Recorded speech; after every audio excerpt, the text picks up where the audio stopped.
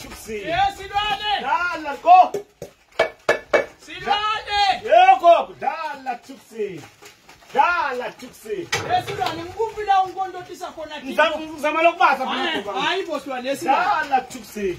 Senginethelwe yini ke mina ngisuka la awusho kimi ukuthi wena igrosa wayehlise endzaweni yakho la uthandza khona. Ucela kubasa ngiceze konke. Awungabonge basa ngisuka la ngiyale ngiyona igrosa le crash le befika abafati bathi bonke bathatha igrosa ngibabathe yamiphi kuthiwa wathi kumele umntwana kosilwane wathi akalanzi igrosa siyehliselele la ikefika la crash.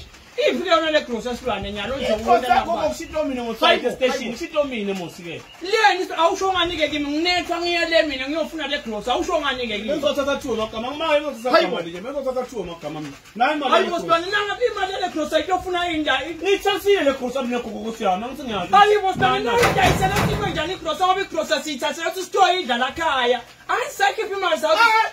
Hayi bosibani wathi wena kimi ubhadala noma ukhona ibekela imali. Sizona imali kube khona kodwa hayi mina imali ngithathile grosa mosike.